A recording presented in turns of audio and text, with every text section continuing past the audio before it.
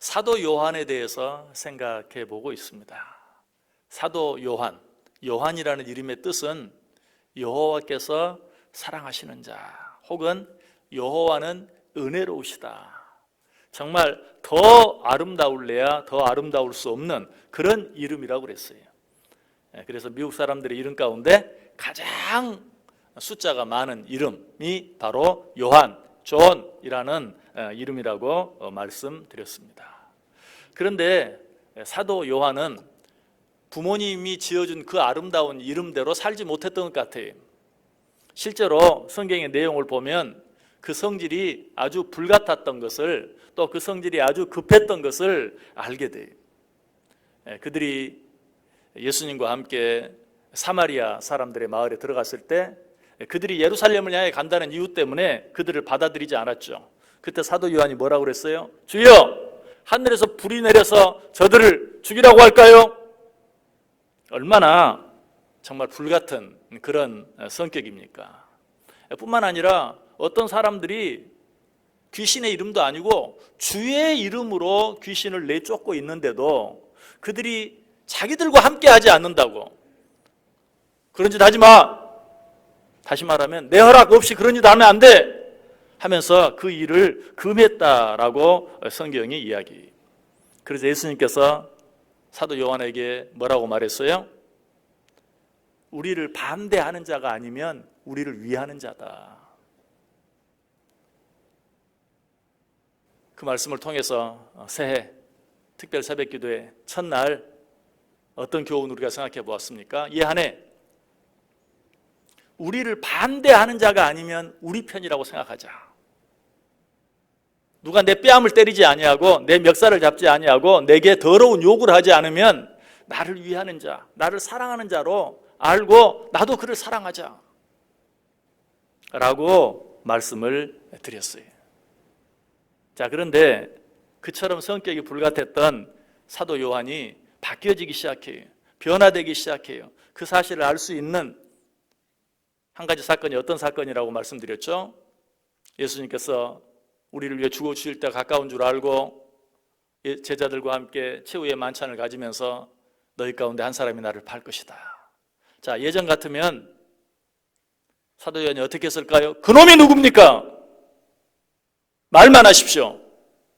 내가 당장 그놈을 혼쭐을 내서 그런 생각도 하지 못하게 만들어 놓겠습니다. 아니면 내가 그놈 발목을 부러뜨려서 절대 그런 짓 하지 못하게 하겠습니다 라고 말했을 거예요. 그런데 사도 요한이 이번에는 어떻게 합니까? 예수님의 품에 살며시 기대어서 누군데요? 나에게만 살짝 알려주세요. 그럼 내가 잘 타이를게요. 불같은 우레의 아들이라고 불리울 만큼 불같았던 사도 요한이 바뀌어지고 변화되어지고 부드러워진 것을 보게 돼요. 그의 변화된 모습은 이 모습뿐만이 아니라 예수님께서 고난 당하시는 과정 속에도 잘 나타나 있어요. 자, 다시 여러분 성경 한번 찾아보세요. 요한복음 18장 한번 펴보시기 바랍니다. 요한복음 18장 15절 16절. 요한복음 18장 15절 16절. 역시 말씀을 읽으시고 덮지 마시고 그대로 펴놓고 계시길 바랍니다. 요한복음 18장 15절 16절. 우리 같이 한 목소리로 읽습니다. 시몬 베드로와 또 다른 제자 한 사람이 예수를 따르니 이 제자는 대제사장과 아는 사람이라. 예수와 함께 대제사장의 집 뜰에 들어가고 베드로는 문 밖에 서 있는지라. 대제사장을 아는 그 다른 제자가 나가서 문 지키는 여자에게 말하여 베드로를 데리고 들어오니. 아멘. 자, 여기 보면 예수님께서 신문 받으시는 과정 속에 시몬 베드로와 또 다른 제자 한 사람이 있었다라고 말하고 있는데, 여기서 또 다른 제자가 누구인가? 바로 사도 요한이. 사도 요한은 예수님께서 고난당하시고 신문당하시는 그 모든 과정 속에 함께 했어요. 그 사실을 어떻게 알 수 있는가? 예수님께서 재판받는 모든 과정에 대해서 마태복음, 마가복음, 누가복음에는 없는 내용이 사도 요한이 기록한 요한복음에는 자세하게 기록되어 있어요. 예수님께서 가야바의 관정에 끌려가서 재판을 받았다라는 내용은 마태복음, 마가복음, 누가복음 다 나와요. 그러나 죄송합니다. 다 나와요. 그러나 요한복음에는 예수님께서 가야바에게서 신문 받으시는 내용뿐만 아니라 그의 장인이었던 안나스에게 먼저 끌려가서 재판을 받았다는 사실까지 기록하고 있어요. 왜? 요한은 그 모든 과정을 다 보았기 때문에. 마태, 마가, 누가는 보지 못했지만 요한은 처음부터 끝까지 예수님과 함께 하면서 그 모든 것들을 다 보았기 때문에. 뿐만 아니라 로마 군인들이 예수를 잡기 위해서 산에 올라왔을 때 거기에서 어떤 일이 일어났죠? 베드로가 칼을 빼서 예수를 잡으려고 하는 한 사람 말고의 귀를 잘랐죠. 그런데 후에 베드로를 향해서 너 예수님의 제자지 라고 말했던 그 여종이 베드로에게 귀를 잘렸던 말고의 친척이었다는 사실을 기록한 사람은 유일하게 사도 요한뿐이에요. 이 사실도 그 모든 내용을 처음부터 끝까지 자세하게 보고 있었던 사람이 누군가 사도 요한이라는 사실을 우리에게 잘 가르쳐주고 있어요. 또 예수님께 십자가에 달려 돌아가실 때도 그 자리에까지 함께한 사람이 사도 요한이었던 것을 요한복음 19장에 보면 잘 기록하고 있어요. 자, 요한복음 19장 한번 보세요. 요한복음 19장 26절, 27절. 요한복음 19장 26절, 27절 같이 읽습니다. 시작. 예수께서 자기의 어머니와 사랑하시는 제자가 곁에 서 있는 것을 보시고 자기 어머니께 말씀하시되 여자여 보소서 아들이니이다 하시고 또 그 제자에게 이르시되 보라 내 어머니라 하신대 그때부터 그 제자가 자기 집에 모시니라. 자, 여기 보면 예수께서 자기의 어머니와 사랑하시는 제자가 곁에 서 있는 것을 보시고 여기서 사랑하시는 제자가 누구입니까? 바로 사도 요한이. 사도 요한은 예수님이 십자가에 달려 계시는 그 자리에까지 함께 있었어요. 여러분, 이 일이 쉬운 일이 아닌 것 잘 아시죠? 자칫 잘못하면 자기도 같이 죽을 수 있어요. 그럼에도 불구하고 끝까지 누구와 함께? 예수님의 어머니 마리아와 함께. 이 말은 어머니가 아니면 할 수 없는 일을 누가? 사도 요한이 하고 있다는 사실이. 이것뿐만이 아니 예수님께 십자가에 달려 죽으셨다가 사흘 만에 부활하셔서 그 예수님께서 물고기를 잡고 있는 제자들을 찾아오셨죠. 그런데 그때 그 예수님을 제일 먼저 알아보았던 사람이 누군가? 역시 사도 요한이었어요. 자, 요한복음 21장 한번 펴보시기 바랍니다. 요한복음 21장 4절에서 7절까지. 요한복음 21장 4절에서 7절까지 같이 읽습니다. 날이 새어갈 때에 예수께서 바닷가에 서셨으나 제자들이 예수이신 줄 알지 못하는지라. 예수께서 이르시되 얘들아 너희에게 고기가 있느냐 대답하되 없나이다. 이르시되 그물을 배 오른편에 던지라. 그리하면 잡으리라 하시니 이에 던졌더니 물고기가 많아 그물을 들 수 없더라. 예수께서 사랑하시는 그 제자가 베드로에게 이르되 주님이시라 하니 시몬 베드로가 벗고 있다가 주님이라 하는 말을 듣고 겉옷을 두른 후에 바다로 뛰어 내리더라. 아멘. 예수님이 부활하셔서 예수님의 제자들을 찾아오셨어요. 그리고 그물을 깊은 곳에 던져라 라고 말한, 배 오른편에 던져라 라고 말합니다. 그런데 다른 제자들은 그렇게 말씀하시는 분이 예수님인 것을 아무도 알아보지 못했어요. 그런데 누가?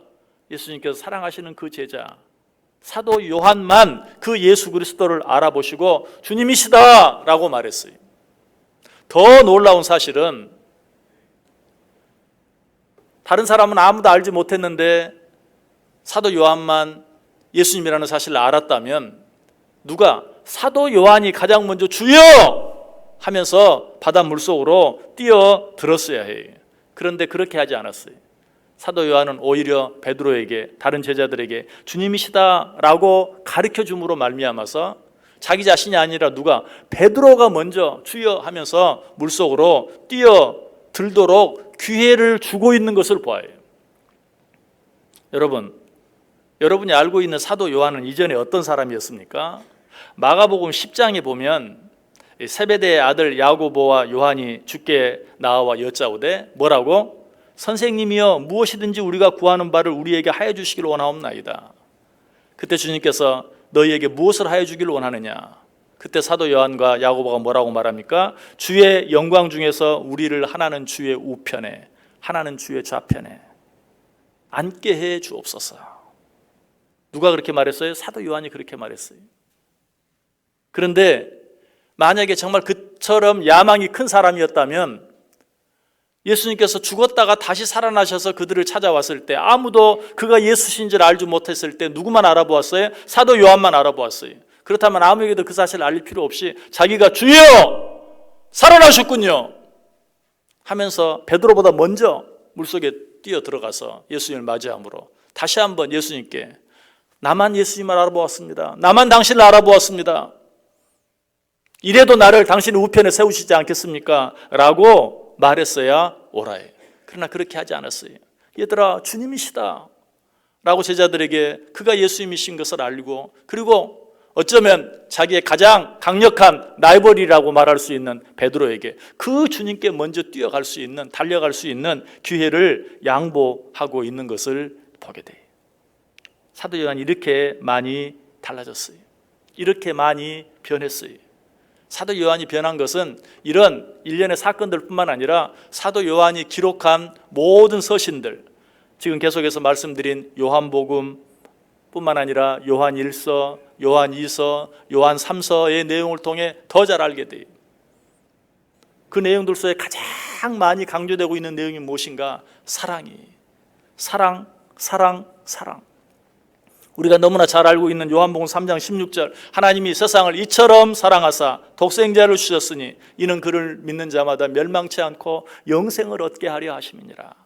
가장 아름다운 사랑을 기록한 이 말씀, 누가? 사도 요한이 기록한 말씀이. 예전에는 어땠어요? 저런 놈들은 하늘에서 불이 내려와서 다 죽게 해야 합니다. 자기를 칭찬해주고 자기를 이해해주지 않으면 다 자기 적으로 돌렸던 그런 요한이 지금은 하나님의 사랑에 대해서 찬송하고 노래하고 있는. 재미있는 것은 요한복음 3장 16절 말씀뿐만 아니라 요한 1서 3장 16절에도 너무나 아름다운 사랑의 말씀이 나와요. 그가 우리를 위하여 목숨을 버리셨으니 우리가 이로써 사랑을 알고 우리도 형제들을 위하여 목숨을 버리는 것이 마땅하니라. 여러분 요한복음 3장 16절만 기억하지 마시고 요한 1서 3장 16절도 같이 기억하세요. 주께서 우리를 위하여 목숨을 버리시지 않았느냐? 주께서 우리를 목숨을 버리시기까지 사랑하시지 않았느냐? 그러므로 우리도 형제들을 그처럼 사랑하는 것이 마땅하다. 또 요한 1서 4장에 보면 정말 아름다운 사랑에 대한 또 사도 요한의 기록을 볼 수 있어요. 우리가 같이 한번 찾아볼까요? 요한 1서, 신약성경 거의 끝부분에 있죠. 요한 1서 4장 7절에서 12절까지 있는 말씀 한번 읽어보겠습니다. 요한 1서 4장 7절에서 12절까지 한 절씩 교독하겠습니다.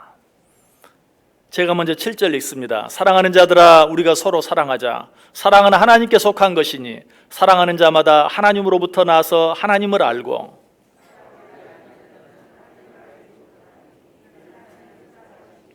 하나님의 사랑이 우리에게 이렇게 나타난 바 되었으니 하나님이 자기의 독생자를 세상에 보내심은 그로 말미암아 우리를 살리려 하심이라.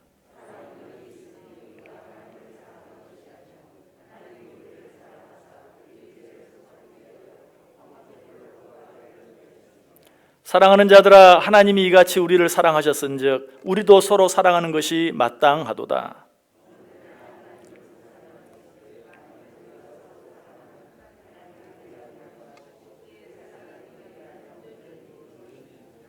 아멘. 여러분은 이 말씀을 그저 당연한 성경에 기록된 말씀으로 볼 줄 몰라요.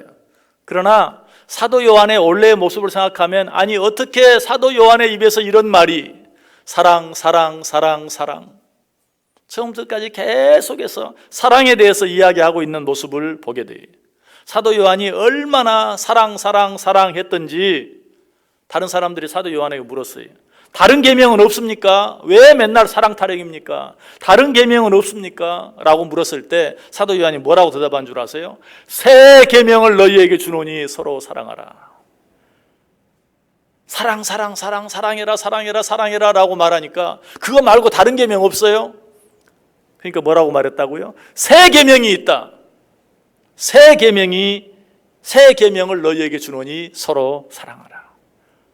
새 계명이라고 말하면서 또 한 번 사랑하라고 당부하고 있는 모습을 보아요.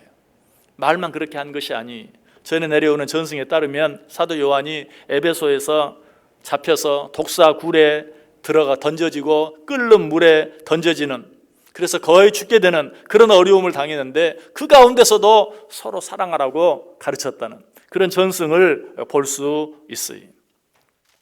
여러분, 이런 내용들을 보면서 사도 요한이 보아너게, 무슨 뜻이라 그랬죠? 우레의 아들이라는 별명을 가진 자였다는 사실이 믿어집니까? 전혀 믿어지지 않아요. 전에는 우레의 아들이었는데 지금은 우레의 아들이 아니라 우리의 아들, 우리 모두의 아들, 정말 사랑스러운. 사도 요한이 처음에는 요한이라는 이름값을 하지 못했다고 그랬어요. 하나님의 사랑하시는 자, 하나님은 은혜로우시다, 그처럼 아름다운 이름값을 하지 못하고 예수님께서 그에게 무슨 별명을 붙여주었어요? 처음 만났을 때 보아너게, 너는 우리의 아들이다. 그러나 그 사도 요한이 예수님과 함께하면서, 예수님과 다니기 시작하면서, 예수님의 가르침을 받으면서 우리의 아들이 아니라 우리의 아들로, 우리의 사랑스러운 아들로, 아니 하나님의 사랑스러운 아들로, 예수님의 사랑스러운 제자로, 아까 우리가 읽었던 그런 말씀 쪽에 그의 사랑하는 제자라는 표현이 여러 번 나오는 것을 보게 되죠. 사도 요한은 자기 자신의 이름보다도 그의 사랑하시는 제자라는 이름으로 더 많이 언급돼요. 잃어버렸던 자기의 이름을 회복한 것이, 이름값을 하지 못했던 그 삶에서 벗어나서 이름값을 하는 삶으로 바뀌었어요. 우레의 아들에서 우리의 아들로, 보아너게에서 그의 사랑하시는 제자로 바뀌어지고 변화되어진 것을 보게 돼요. 어떻게 그렇게 될 수 있었습니까? 이전에는 성질이 너무 불같고 급했어요. 그러나 이제는 어때요? 그 모든 조급함이 사라졌어요. 그 마음속에 조급함이 사라질 때 우레의 아들이 변하여 우리의 아들이 되고 보아너게가 변하여 그의 사랑하시는 제자가 되었어요. 여러분, 조급함을 버리세요. 하나님을 믿는 자들은 조급한 자들이 아니에요. 하나님이 없는 자들은 조급할 수밖에 없어요. 그러나 하나님이 있는 자들, 하나님을 믿는 자들은 결코 조급하지 않아요. 신앙생활의 가장 큰 방해거리가 무엇인가? 조급함이. 성경이 뭐라고 말합니까? 조급한 자는 어리석음을 드러낸다. 조급한 자는 궁핍에 따를 뿐이다.